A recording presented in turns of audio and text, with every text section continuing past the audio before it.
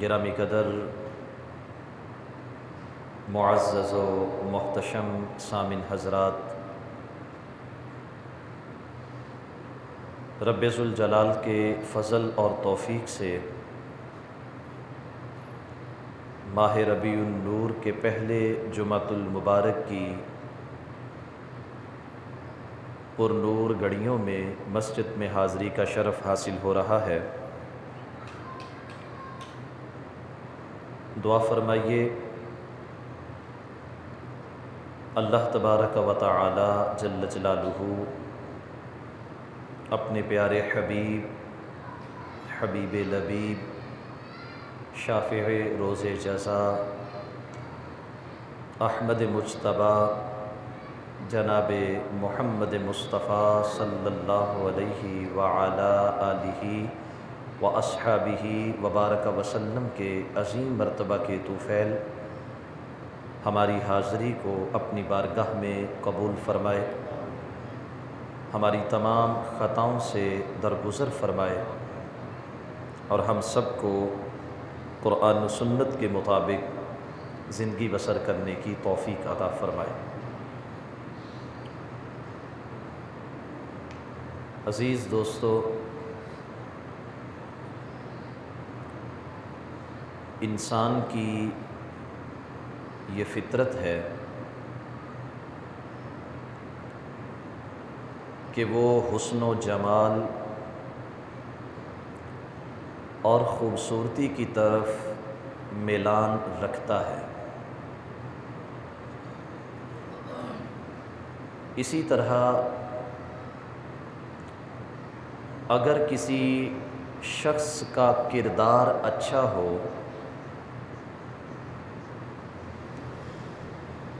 اس کی سیرت عمدہ ہو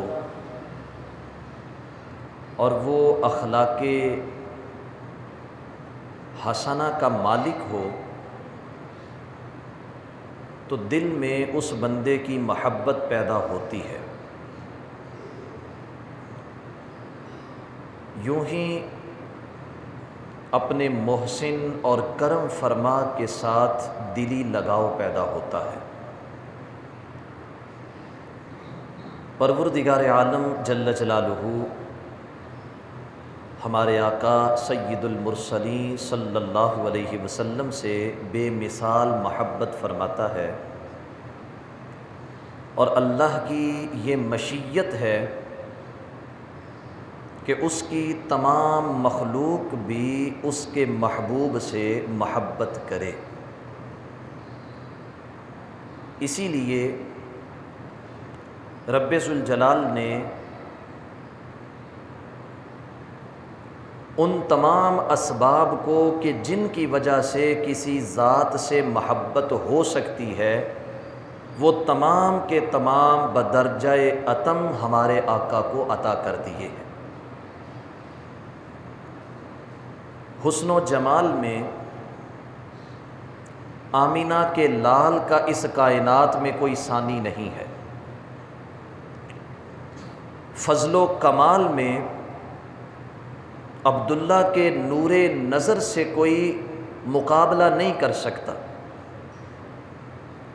جود و عطا کے اعتبار سے، کرم و سخا کے اعتبار سے رب ذوالجلال نے تاجدار انبیاء کو اپنی نعمتوں کا قاسم بنا کر بھیجا ہے، اور امام الانبیاء صلی اللہ علیہ وسلم رب ذوالجلال کی عطا سے اس کی نعمتوں کو تقسیم فرما رہے ہیں۔ اب یہ تین اسباب، حسن و جمال،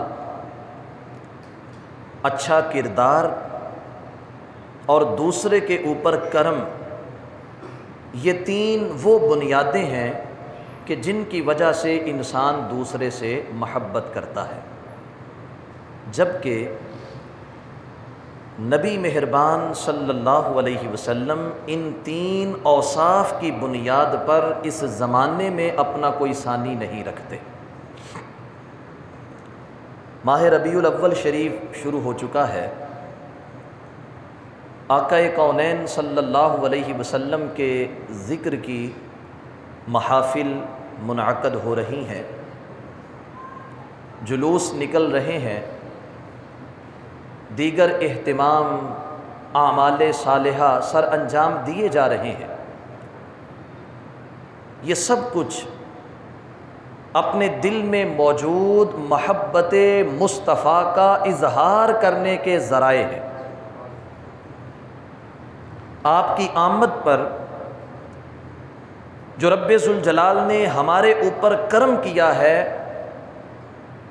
ہمیں جو رب ذوالجلال نے غلامی سے نجات عطا فرمائی، ہمیں رب ذوالجلال نے زندگی جینے کا جو ڈنگ عطا کیا ہے، یہ سب کچھ امام الانبیاء کی وجہ سے ہے۔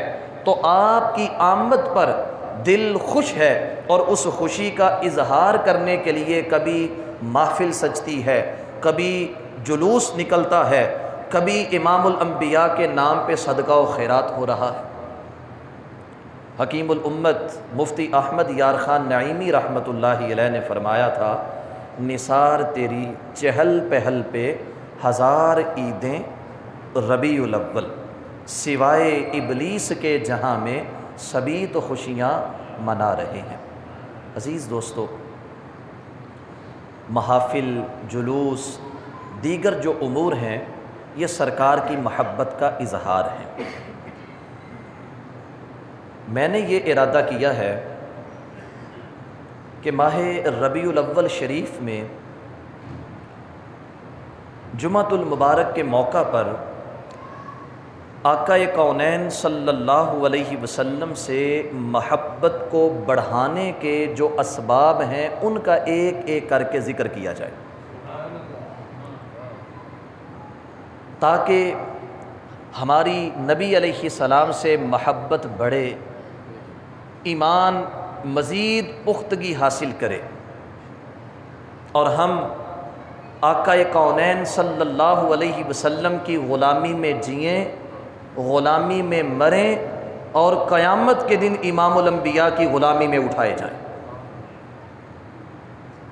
اس مقصد کے لیے آج آقا کونین صلی اللہ علیہ وسلم کے حسن و جمال کا ذکر ہوگا کہ رب ذوالجلال نے آقا کونین صلی اللہ علیہ وسلم کو کیسا حسن، کیسی زیبائی عطا فرمائی ہے کہ ہر کوئی آپ کا ہی دیوانہ ہے، ہر کوئی آپ ہی کی طرف کھینچا چلا آ رہا ہے۔ اس کائنات میں وہ عظیم لوگ جنہوں نے جاگتی آنکھوں سے امام الانبیاء کے حسن کا نظارہ دیکھا، وہ صحابہ کرام رضوان اللہ علیہم اجمعین ہیں۔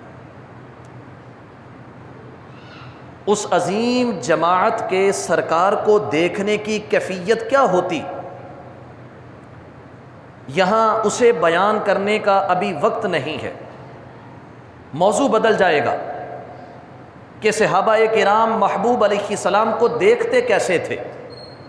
صحابہ کرام کی نظر آقا کونین صلی اللہ علیہ وسلم کے سر انور پہ بندے امامہ پہ ہوتی، یا محبوب علیہ السلام کی سرمگی آنکھوں پہ ہوتی، یا امام الانبیاء کے لبہائے مبارکہ پہ ہوتی، یا آقا کونین صلی اللہ علیہ وسلم کی موجودگی میں صحابہ اپنے سروں کو جھکا کر آپ علیہ الصلاۃ والسلام کے قدمین شریفین کی زیارت کیا کرتے تھے، کیا کیفیت ہوتی تھی، اسے ابھی بیان نہیں میں کر رہا۔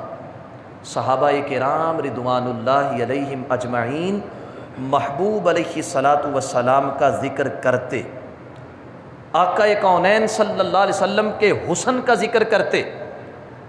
محبوب علیہ الصلاۃ والسلام کے حسن کا ذکر کرنا یہ سرکار کے صحابہ کی سنت مبارکہ ہے۔ کیوں کرتا تھا وہ عظیم گروہ یہ کام؟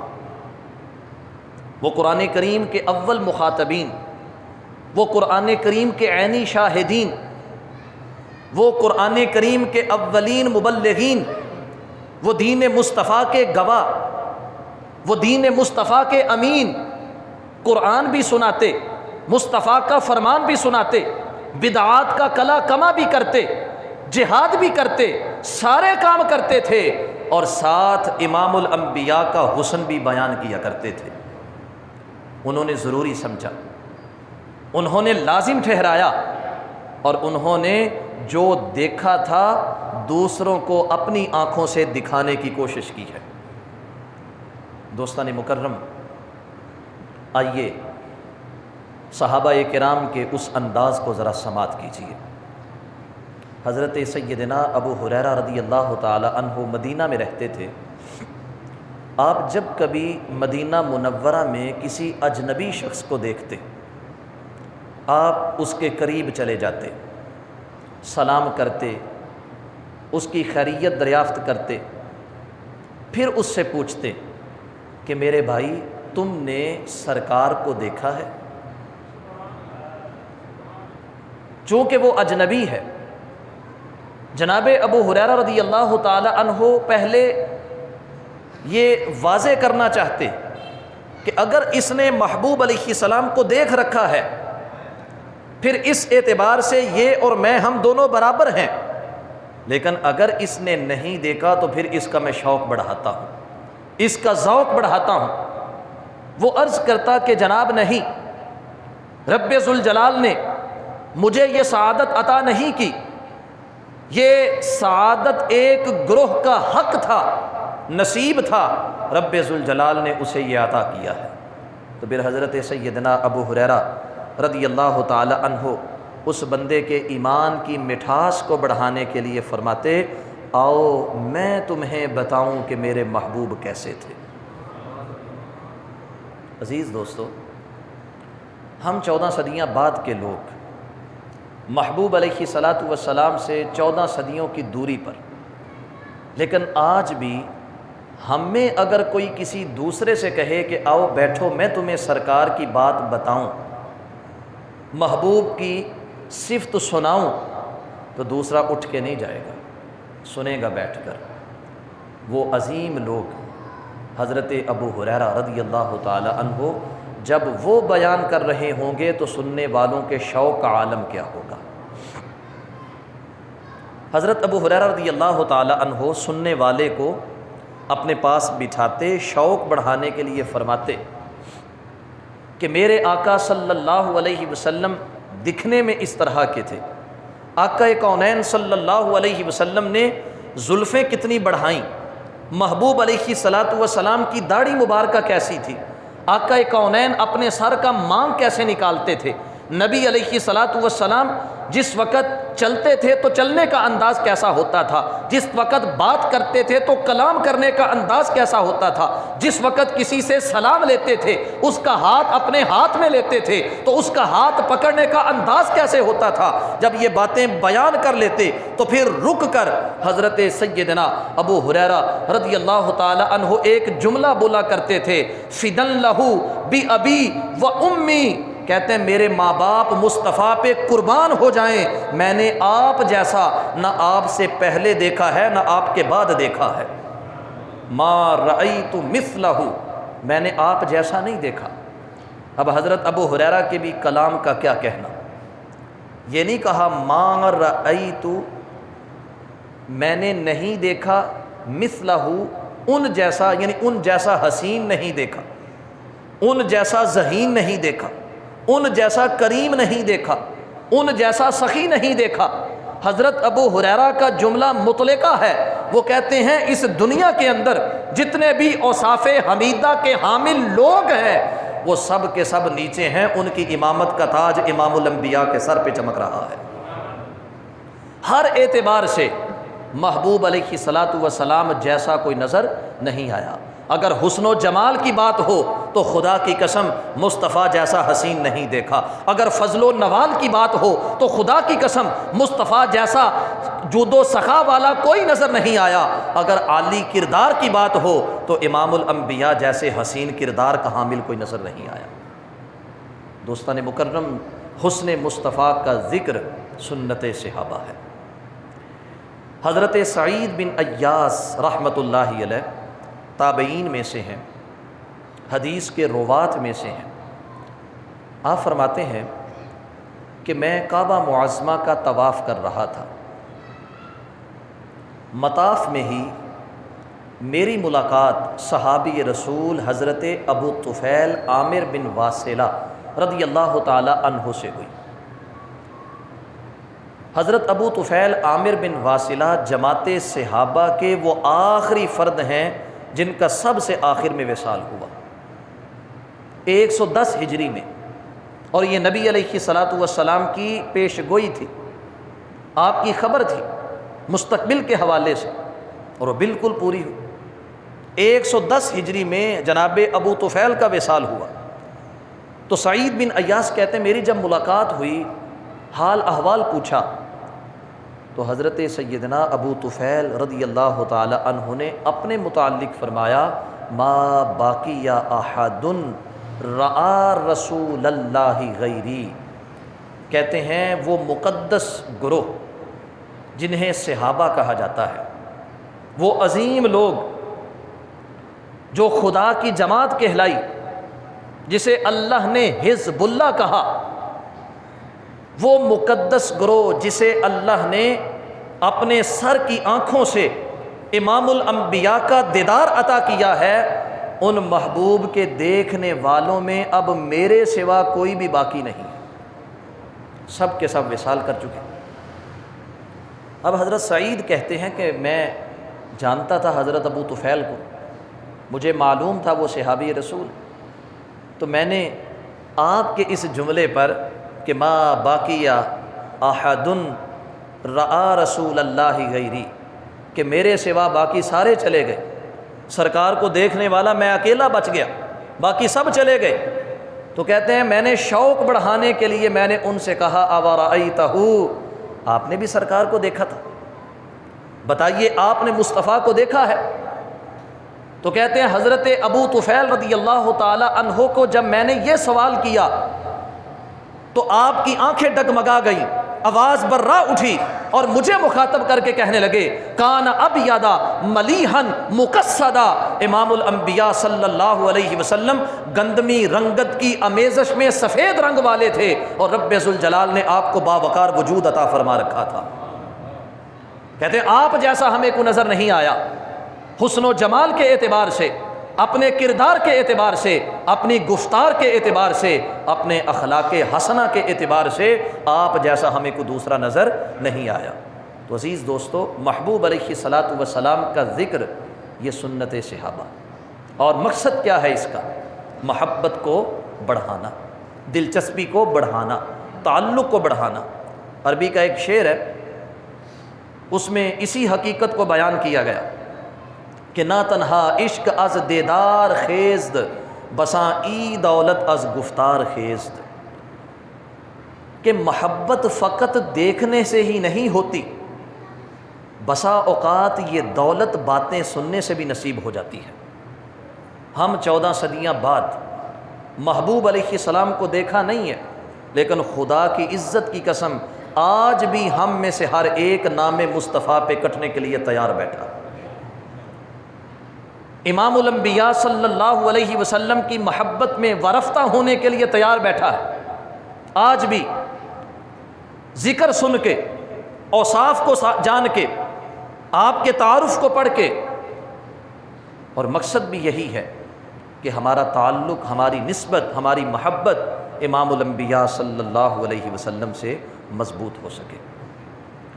اور یہ یاد رکھیں، ایک نفسیاتی اصول ہے کہ انسان جس چیز کا کثرت کے ساتھ ذکر کرتا ہے، جس چیز کے متعلق پڑھتا ہے، سنتا ہے، تصور کرتا ہے، انسان اس چیز سے پھر محبت کرنا بھی شروع ہو جاتا ہے۔ بلا تمثیل آئیے آقا کونین صلی اللہ علیہ وسلم کا ذکر کیجیے، محبوب علیہ الصلاۃ والسلام کے متعلق پڑھیے، آقا کونین صلی اللہ علیہ وسلم کے متعلق سنیے، آپ کے متعلق تصور کیجیے۔ خدا کی عزت کی قسم، تصور مصطفیٰ میں بسا اوقات رب ذوالجلال انسان کو یہ شان عطا کرتا ہے کہ تمام حجابات اٹھا کر بغیر حجاب کے اپنے محبوب کا دیدار عطا فرما دیتا ہے۔ تصور مصطفیٰ میں ایسی سینکڑوں مثالیں کتب تاریخ کے اندر موجود ہیں کہ آقا کونین کا تصور کرنے والے بالآخر اس مقام تک پہنچے کہ چہرہ والضحیٰ ان کی آنکھوں کے سامنے تھا۔ وہ قدم اٹھاتے ہیں سرکار کو دیکھ کر، وہ کلام کرتے ہیں مصطفیٰ سے سن کر، امام الانبیاء کو دیکھ کر، کہ تصور نے ان کو یہاں تک پہنچا دیا۔ اور محبوب علیہ السلام کا تصور کرنا یہ اللہ کی عبادات میں سے ایک ہے۔ صحابہ کرام کا معمول تھا، اگر یہ کہا جائے تو مبالغہ آرائی نہیں کہ وصال مصطفیٰ کے بعد تمام صحابہ نے اپنی باقی زندگی تصور مصطفیٰ کے اندر بسر کی۔ میں چند مثالیں آپ کو سنا دیتا ہوں صحیح بخاری سے، صحاح ستہ سے۔ ام المؤمنین حضرت سیدہ عائشہ الصدیقہ رضی اللہ تعالی عنہا حج کے موقع پر احرام باندھنے سے قبل آپ نے محبوب علیہ السلام کے سر انور پہ خوشبو لگائی تھی، سرکار کی مانگ میں آپ نے خوشبو لگائی احرام باندھنے سے قبل۔ تو آپ رضی اللہ تعالی عنہا جب تک زندہ رہیں لوگوں کو یہ بتاتی رہیں کہ میری آنکھیں آج بھی محبوب کی مانگ میں لگی خوشبو کو دیکھ رہی ہیں، آج بھی میرا تصور وہیں پہ ہے کہ میں اپنے ہاتھوں سے سرکار کی مانگ کے اندر خوشبو لگا رہی ہوں۔ حضرت انس ابن مالک جنہوں نے 10 سال سرکار کی خدمت کا اعزاز پایا ہے، اللہ نے کتنا کرم کیا آپ پہ کہ 10 سال سرکار کی خدمت میں رہے، اور فرماتے ہیں ان 10 سالوں میں میرے آقا مجھے جب بھی بلاتے تو بیٹا کہہ کر بلاتے تھے، اے میرے بیٹے انس بات سنو، اے میرے بیٹے انس فلاں کام کر کے، کسی بات پہ ناراض نہیں ہوئے، تاخیر پر کبھی آپ نے غصہ نہیں کیا۔ حضرت انس رضی اللہ تعالی عنہ آپ محبوب علیہ السلام کے ہاتھ کا تصور پیش کرتے کہتے ہیں مجھے آج بھی اپنے محبوب کا وہ ہاتھ نظر آ رہا ہے جس کی انگلی پر آپ نے انگوٹھی پہن رکھی تھی، اور وہ انگوٹھی اتنی چمکدار تھی کہ آسماں پہ چمکنے والے سورج کی جو روشنی ہے وہ بھی شرما جایا کرتی تھی، کہ میرے محبوب کے ہاتھ کے اوپر وہ انگوٹھی تھی، مجھے آج بھی نظر آ رہی۔ اللہ اکبر۔ عزیز دوستو، حضرت عبداللہ بن عباس رضی اللہ تعالی عنہما نے ایک منظر بیان کیا، کہتے نماز کا وقت تھا، ہم صحابہ مسجد میں سرکار کے منتظر تھے، محبوب علیہ الصلاۃ والسلام اپنے دولت خانہ پہ تشریف فرما تھے، آقا کونین وضو کر کے تشریف لائے، تازہ وضو تھا، اور محبوب علیہ الصلاۃ والسلام کے بال مبارک سے پانی کے قطرات نکل رہے تھے۔ کہتے ہیں سرکار کو تو رخصت ہوئے ایک زمانہ ہو گئے، خدا کی عزت کی قسم وہ پانی کے نکلنے والے قطرات آج بھی میری آنکھوں کے سامنے ہیں۔ تصور مصطفیٰ۔ اور حضرت ابو جحیفہ رضی اللہ تعالی عنہ حجۃ الوداع میدان عرفات ظہر کا وقت، کہتے ہیں سرکار جب نماز پڑھانے کے لیے آئے تو امام الانبیاء نے جو احرام باندھا تھا اس احرام کا کپڑا آپ کی پنڈلی سے اوپر تھا، کہتے ہیں مجھے آج بھی اپنے محبوب کی پنڈلیوں کی سفیدی نظر آ رہی۔ کسی نے محبوب علیہ السلام کی بغل کی سفیدی کو بیان کیا، کسی نے امام الانبیاء کی انگلی کے اشارے کو بیان کیا، کسی نے سرکار کی سواری کے انداز کو بیان کیا، کسی نے امام الانبیاء صلی اللہ علیہ وسلم کے تلفظ کے انداز کو بیان کیا۔ یہ سب کچھ کیا ہے؟ یہ سارے کا سارا تصور مصطفیٰ ہے، آقا کونین صلی اللہ علیہ وسلم کا تصور ہے۔ اور عزیز دوستو یہ اس لیے بیان کیا گیا تاکہ بعد والے بھی سرکار کے قریب آنے کے لیے اس راستے کو اختیار کر سکیں، اپنے آپ کو تصور مصطفیٰ کا پابند بنائیں، امام الانبیاء صلی اللہ علیہ وسلم کے متعلق جانیں، پڑھیں، سنیں، تصور کریں، اور انشاءاللہ رب ذوالجلال اس تصور کے راستے اپنے محبوب کے قریب کر دے گا۔ مثالیں ان گنت ہیں میری نظر میں، لیکن وقت کا دامن بہت تھوڑا ہے۔ میرے آقا صلی اللہ علیہ وآلہ وسلم کا ذکر اس کائنات میں ہمیشہ سے جاری و ساری ہے۔ ایک تحقیق میں چند دن قبل پڑھ رہا تھا کہ اس دنیا میں سب سے پہلی کتاب جس کو لکھا گیا جو انسان کی معلوم تاریخ کے مطابق وہ جناب ادریس علیہ السلام پر اترنے والی کتاب ہے، سب سے پرانی کتاب۔ نہ تورات، نہ زبور، نہ انجیل، ان سے بھی ہزارہا سال پہلے جناب ادریس پر جو کتاب اتری تھی اسے انسان کی تاریخ میں سب سے پرانی کتاب کہا جاتا ہے۔ اس کتاب کی چند عبارات ایک غار سے ملی ہیں، پوری کتاب پتہ نہیں کتنی بڑی تھی، چند عبارتیں ملی ہیں، اور ان چند عبارتوں میں بھی حسن مصطفیٰ کا ذکر موجود ہے۔ چند سطریں، چند اقتباسات جناب ادریس پر جو اللہ نے نازل کیے، ان میں بھی امام الانبیاء صلی اللہ علیہ وسلم کے حسن کا ذکر موجود ہے۔ تورات ہو، زبور ہو، انجیل ہو، زند اوسطا ہو، مہابھارت ہو، کوئی بھی کسی مذہب کی کتاب ہو، ہر ایک کے اندر امام الانبیاء کے جلووں کا ذکر آپ کو ملے گا۔ حضرت مولا علی رضی اللہ تعالی عنہ جب آپ کو سرکار نے یمن روانہ کیا، اپنا سفیر بنا کر، وہاں کا انتظام دے کر، آپ رضی اللہ تعالی عنہ وہاں پہنچے، سفیر مصطفیٰ کی حیثیت سے آپ لوگوں سے کلام کر رہے تھے، لوگ آپ کی گفتگو کے لیے اکٹھے ہو رہے تھے۔ آپ نے دیکھا کہ جہاں آپ کھڑے ہیں بالکل قریب ایک نوجوان ہے، بعد میں پتہ چلا وہ یہودی بھی تھا، اس کے ہاتھ میں ایک کتاب ہے۔ حضرت علی رضی اللہ تعالی عنہ جب ذکر کر رہے تھے، وہ کبھی آپ کی بات کو سنتا اور کبھی کتاب کی طرف دیکھتا، کبھی بات سنتا، کبھی آپ اپنی کتاب کی طرف دیکھتا۔ آپ رضی اللہ تعالی عنہ نے اسے پوچھ لیا کہ دوست تم کیا سن رہے ہو، کیا تلاش کر رہے ہو، تمہاری توجہ کس طرف ہے؟ تو اس نے کہا کہ جناب آپ کس کا ذکر کر رہے ہیں؟ تو آپ رضی اللہ تعالی عنہ نے فرمایا کہ میں اپنے آقا حضرت محمد مصطفیٰ کا ذکر کر رہا ہوں، میں ان کا سفیر بن کے آیا ہوں، میں انہی کا ذکر کر رہا ہوں۔ تو پھر اس نے کہا کہ میرے سامنے اپنے محبوب کا کچھ اور ذکر کیجیے، صف لی ابو القاسم، حدیث کے الفاظ، ابو القاسم حضرت محمد مصطفیٰ کا ذکر کیجیے میرے سامنے۔ اب ڈیمانڈ اس کی تھی، اور ذکر کون کر رہا ہے؟ حضرت مولا علی رضی اللہ، جن کو باب مدینۃ العلم کہا جاتا ہے، جن کو علم و حکمت کے بھرے ہوئے گھر کا دروازہ کہا جاتا ہے، جو امت کے استاد ہیں، جو اس امت کے سب سے بڑے قاضی القضات ہیں۔ آپ رضی اللہ تعالی عنہ جب بیان کر رہے ہوں گے تو دوستو ہم تو تصور بھی نہیں کر سکتے کہ حضرت مولا علی رضی اللہ تعالی عنہ کس اٹھان کے اوپر محبوب کی شان بیان کر رہے تھے۔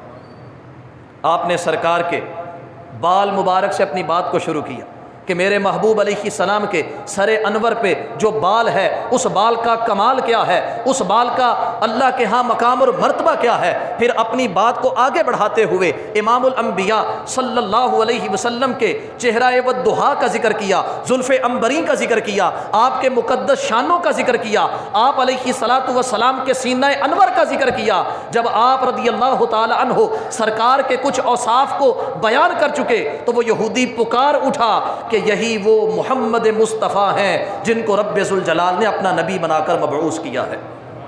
فقط اتنا ہی نہیں، الفاظ سنیے، اللہ اکبر۔ وہ یہودی اس کتاب کو کھول کر حضرت علی کے سامنے پڑھتا ہے، کہنے لگا کہ جو آپ نے بیان کیا میری کتاب کے اندر لکھا ہے، میری کتاب میں لکھا ہے کہ یہ نبی بنی اسماعیل میں ہوگا، میری کتاب میں لکھا ہے کہ یہ نبی مکۃ المکرمہ میں پیدا ہوگا، میری کتاب میں لکھا ہے کہ یہ نبی مدینہ منورہ ہجرت کرے گا، میری کتاب میں لکھا ہے کہ قبیلہ اوس، قبیلہ خزرج اس کے مددگار اور معاون ہوں گے۔ حضرت علی فرمانے لگے کہ تیری کتاب میں جو لکھا ہے سچ لکھا ہے، بتا تو صحیح یہ کتاب آئی کہاں سے ہے؟ اس نے کہا کہ یہ کتاب ہمارے خاندان میں نسل در نسل منتقل ہوتی آئی، میرے آباء و اجداد جناب موسیٰ سے چلے، جناب ہارون سے چلے، جناب یسع سے چلے، اور چلتے چلتے یہ بات ہم تک پہنچی ہے۔ یہ کتاب نسل در نسل ہمارے گھر میں موجود رہی، اور اس کتاب کے اندر امام الانبیاء کی ساری شانیں لکھی ہوئی ہیں۔ حضرت علی نے کہا کہ مجھے پڑھ کے سناؤ۔ جب وہ شانیں پڑھ رہا تھا تو دوستو حضرت علی کا انداز سنیے، وہ شانیں بیان کر رہا ہے سرکار کی ولادت، محبوب علیہ الصلاۃ والسلام کے والدین، آپ علیہ السلام کے جد اعلیٰ محبوب علیہ السلام کا سفر تجارت کے لیے شام میں آنا، نبی علیہ الصلاۃ والسلام کا اعلان نبوت فرمانا، ہجرت کر کے مدینہ میں آنا۔ جب وہ یہ بیان کر رہا تھا تو حضرت علی رضی اللہ تعالی عنہ فرمانے لگے، ہوا ہوا ہوا واللہ رسول اللہ۔ آپ نے فرمایا وہی ہیں، وہی ہیں، وہی ہیں، خدا کی قسم وہی رب ذوالجلال کے رسول ہیں، یہ جن کی شانیں تم بیان کر رہے ہو یہی میرے آقا حضرت محمد مصطفیٰ صلی اللہ علیہ وسلم ہے۔ اب وہ یہودی اب یہودی نہیں رہا، اس کا دل بدل گیا۔ حسن مصطفیٰ، محبوب علیہ السلام کا جمال آپ کی حقانیت کی سب سے بڑی دلیل ہے۔ حضرت عبداللہ بن رواحہ رضی اللہ تعالی عنہ بارگاہ مصطفیٰ کے شاعر ہیں، آقا کی نعت پڑھا کرتے تھے۔ ایک دن سرکار کے سامنے بیٹھ کر کہتے ہیں، لو لم یکن فیہ آیات مبینۃ، کہتے ہیں محبوب آج دل کی بات کر رہا ہوں، اگر آپ کی ذات گرامی سے کوئی معجزہ صادر نہ ہوتا، نہ آپ چاند کو دو ٹکڑے کرتے، نہ آپ سورج کو وقت اثر پہ لوٹاتے، نہ آپ کی انگلیوں سے پنجاب رحمت جاری ہوتا، نہ آپ کے لعاب دہن سے نکلی آنکھ ٹوٹی پنڈلی مرمت ہوتی، اے محبوب کوئی معجزہ آپ کی ذات سے صادر نہ ہوتا، کانت بدیہتہ یبنیک الخبر، آپ کے رخ انور کو دیکھ کر ہی سچا انسان مان لیتا کہ آپ اللہ کے نبی بن کے جلوہ گر ہوئے۔ آپ پر کوئی معجزہ نہ، آپ کسی معجزے کا اظہار نہ کرتے، آپ کا حسن ہی ایسا ہے کہ جو دیکھتا وہ پکار اٹھتا۔ حضرت عبداللہ بن سلام نے کیا کہا تھا پہلی نظر سرکار کے چہرے پہ؟ کہا کہ یہ چہرہ کسی جھوٹے شخص کا نہیں ہو سکتا۔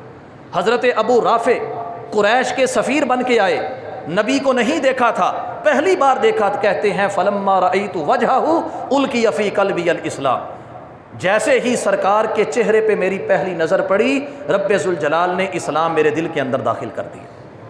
عزیز دوستو، حضرت ثمامہ بن اسال ہوں اور دیگر صحابہ پہلی نظر میں امام الانبیاء صلی اللہ علیہ وسلم کے غلام بن گئے کہ آپ کے حسن کو دیکھا۔ تو وہ یہودی نوجوان وہ پکار اٹھا، کہتا ہے انی اشہد انہ نبی، میں گواہی دیتا ہوں کہ وہ اللہ کے نبی ہیں۔ اور کیسے نبی؟ کہتے ہیں وَأَنَّهُ رَسُولُ اللَّهِ إِلَى النَّاسِ كَافَّةً، رب ذوالجلال نے انہیں اپنی پوری انسانیت کی طرف مبعوث فرمایا۔ آپ فقط بنی اسماعیل کے نبی نہیں، ایک علاقے، ایک قوم، ایک زمانے کے نبی نہیں ہیں، جب تک یہ کائنات باقی ہے رب ذوالجلال نے آپ کو نبوت کا تاج عطا فرما دیا ہے۔ جہاں تک رب کی خدائی وہاں تک مصطفیٰ کی مصطفائی ہے۔ پھر اس کے بعد وہ کہتا ہے فعلی ذالک احیا، ہمارے دل کی بھی ترجمانی ہے، فعلی ذالک احیا، کہا اب میرا جینا اسی مقصد کے لیے ہے، میری زندگی اسی بات پہ پوری ہوگی۔ فعلی ذالک احیا، مصطفیٰ کی نبوت پہ، آپ کی رسالت پہ پہرا دیتے ہوئے اپنی زندگی بسر کروں گا۔ وعلیہ اموت، اور اللہ مجھے اسی پر موت بھی عطا کرے گا۔ وعلیہ ابعث انشاء اللہ، اللہ نے چاہا تو قیامت کے دن میں اسی بات پہ اٹھایا جاؤں گا، مصطفیٰ کی غلامی میں جیوں گا، مصطفیٰ کی غلامی میں مروں گا، اور قیامت کے دن امام الانبیاء کی غلامی میں اٹھایا جاؤں گا۔ دوستان مکرم، ہمارا وقت بڑا مختصر سا تھا، حسن مصطفیٰ کو تو ابھی ترتیب سے شروع ہی نہیں کیا، فقط تصور مصطفیٰ کا ذکر کیا کہ یہ کتنا ضروری ہے محبت کو بڑھانے کے لیے۔ میلاد النبی صلی اللہ علیہ وسلم کے حوالے سے چند گزارشات عرض کر کے بس اپنی بات ختم کرتا ہوں۔ چند باتیں ضروری جن پہ توجہ دینا بہت لازم ہے میلاد کی محافل کے حوالے سے۔ سب سے پہلے نمبر پہ آقا کونین کی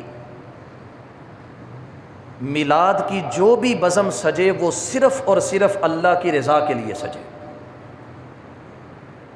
شہرت کی طلب نہ ہو، نمود و نمائش دکھلاوا اس میں نہ ہو، فقط اللہ کی رضا کے لیے۔ اور دوسرے نمبر پہ اس بزم میں خدا اور مصطفیٰ کا ذکر ہو رہا ہے تو اس ذکر کا ادب بھی ہو، احترام بھی ہو، بے ادبی کا کوئی انداز وہاں پر نہ ہو، فقط علماء اہل سنت کا لکھا ہوا مستند کلام پڑھا جائے، پیشہ ور نعت خوانوں سے، پیشہ ور خطیبوں سے اپنے سٹیج کو، اپنی محافل کو بچایا جائے۔ سرکار دو عالم صلی اللہ علیہ وسلم کے فضائل اور آپ کی سیرت پہ جو بیان ہیں وہ سنے جائیں، اور اس کے لیے مستند علماء سے رابطہ کیا جائے، پیشہ ور لوگوں سے اپنے آپ کو بچائیں۔ ہر طرح کی غیر شرعی حرکات سے اپنے آپ کو بچایا جائے۔ شرکائے محفل کو دین پر عمل کرنے کا جذبہ دیا جائے، اور سرکار کی محبت کو بڑھانے کے لیے امام الانبیاء صلی اللہ علیہ وسلم کی سیرت کا، آپ علیہ الصلاۃ والسلام کے کردار کا چرچا کیا جائے۔ یہی آج کی اہم ترین ضرورت ہے۔ اللہ کا الحاکمین جل شانہ ہمیں محبوب علیہ السلام کا میلاد منانے اور آپ کی سیرت کو اپنانے کی توفیق عطا فرمائے۔ وآخر دعوانا ان الحمد للہ رب العالمین۔ پہلی صفوں